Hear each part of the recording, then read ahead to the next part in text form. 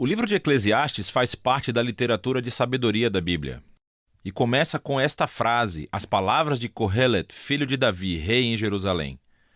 Em hebraico, a palavra Kohelet significa alguém que reúne as pessoas. E nesse caso é para aprender, então é frequentemente traduzido em português como o professor, o mestre. E o mestre supostamente é um filho ou um descendente do rei Davi. E portanto há ideias diferentes sobre quem essa figura poderia ter sido. Muitos pensam que se refere ao rei Salomão, outros talvez a um dos últimos reis da linhagem de Davi. E há ainda quem pense que, na verdade, é um professor israelita que adotou uma identidade semelhante a Salomão para auxiliar no ensino. Qualquer um desses pontos de vista está correto. O segredo é reconhecer que o mestre é uma personagem no livro e é diferente do autor do livro, que permanece anônimo. Então, ouvimos a voz do mestre durante a maior parte do livro. Mas, na verdade, é uma voz diferente, a do autor, que nos introduz ao mestre na primeira frase. E no final, essa mesma voz conclui o livro resumindo e avaliando tudo o que o mestre acabou de dizer. Portanto, o autor é alguém que quer que ouçamos tudo o que o mestre tem a dizer, que nos ajuda a processar a informação que recebemos e formar a nossa própria conclusão. Então, o que o mestre tem a dizer? Bom, o autor resume a mensagem básica do mestre no início e no final, e é tudo revel. Tudo é totalmente revel. A maioria das Bíblias em português traduzem essa palavra, revel, como sem sentido, mas isso não capta bem o âmago da ideia. Em hebraico, revel significa literalmente vapor ou fumaça. E o mestre usa essa palavra 38 vezes no livro como uma metáfora para descrever como a vida é, em primeiro lugar, temporária ou fugaz, como um fio de fumaça. Mas, em segundo lugar, também como a vida é um enigma ou um paradoxo. Como a fumaça parece sólida, mas quando você tenta agarrá-la, não há nada nela. Então, há tanta beleza ou bondade no mundo, mas, bem quando você começa a aproveitar delas, surge a tragédia e tudo parece explodir. Bem, todos nós temos um forte senso de justiça, mas coisas ruins acontecem a pessoas boas o tempo todo. Então, a vida é constante e imprevisível, é instável, ou nas palavras do mestre, é como seguir o vento, revel. E isso é um pouco deprimente. Então, por que ele está dizendo tudo isso? O objetivo básico do autor é marcar todas as maneiras em que tentamos construir significado e propósito para as nossas vidas à parte de Deus, e ele deixa o professor desconstruí-las. Assim, o autor pensa que passamos a maior parte do nosso tempo investindo energia e emoção em coisas que, eventualmente, não têm significado duradouro. E ele deixa o mestre nos dar uma lição dura da realidade. Você pode ver isso com mais clareza nos poemas de abertura e de encerramento, que focalizam primeiro no tempo e depois na morte.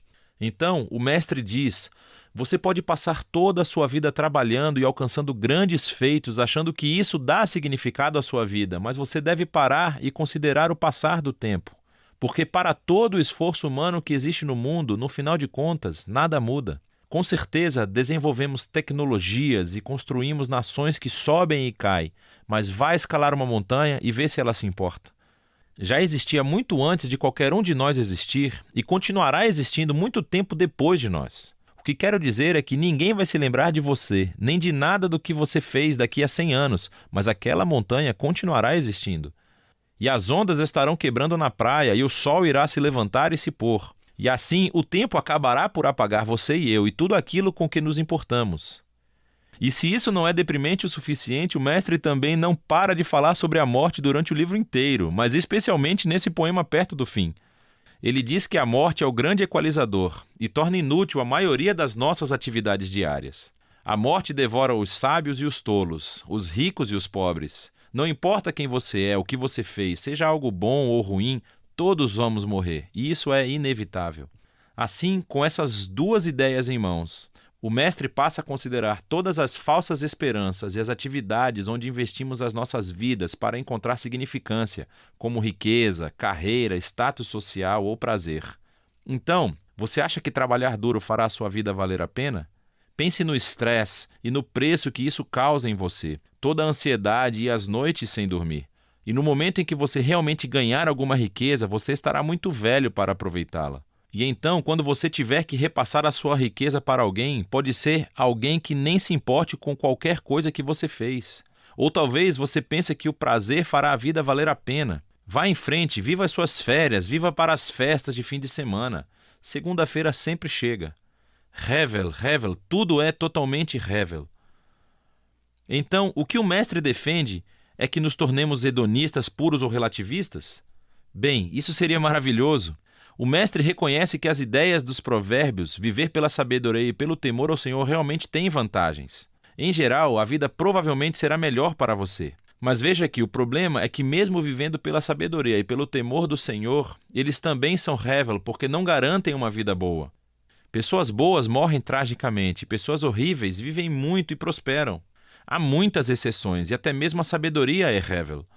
Mais uma vez, não quer dizer que é sem sentido, mas sim um enigma. A sabedoria não funciona da maneira que você acha que deveria funcionar o tempo todo. Então, qual é o caminho a seguir no meio de todo esse hevel? E aqui, paradoxalmente, o mestre descobre o segredo para desfrutar verdadeiramente da vida debaixo do sol. É aceitar o hevel. É reconhecer que tudo na vida está completamente fora do seu controle. Em cerca de 6 partes diferentes, em alguns dos momentos mais sombrios do seu monólogo, o mestre fala sobre o dom de Deus, que é o gozo das coisas simples e boas da vida, como a amizade ou família, uma boa refeição ou um dia ensolarado. Você não pode controlar essas coisas, certamente não são garantidas, mas essa é a beleza das coisas. Quando eu adoto uma postura de confiança total em Deus, eu experimento a liberdade para simplesmente aproveitar a minha vida como ela realmente é, não como eu acho que deveria ser. Porque até as minhas expectativas sobre o que a vida deveria ser são hevel, tudo sob o sol. E assim as palavras do mestre chegam ao fim. Aqui no final o autor fala de novo e conclui tudo. Ele diz que é importante que ouçamos as palavras do mestre. Ele as compara com um cajado de um pastor com um aguilhão, uma ponta que pode doer quando cutuca. Mas ele diz que o mestre está tentando te cutucar para que você se mova na direção certa, em direção a uma sabedoria maior. O autor então nos adverte que você pode realmente levar as palavras do professor longe demais, e poderia passar toda a sua vida enterrado em livros tentando responder aos enigmas essenciais da vida. Não faça isso, ele diz, pois você nunca conseguirá. E assim, em vez disso, o autor oferece a sua própria conclusão. Tema a Deus e siga os seus mandamentos. Esse é o dever dos seres humanos, pois Deus irá julgar tudo aquilo que fazemos, toda coisa oculta, seja boa ou má. E assim, o autor acha que é bom deixar o mestre desafiar as suas falsas esperanças e lembra que o tempo e a morte fazem com que a maior parte da vida esteja completamente fora do seu alcance.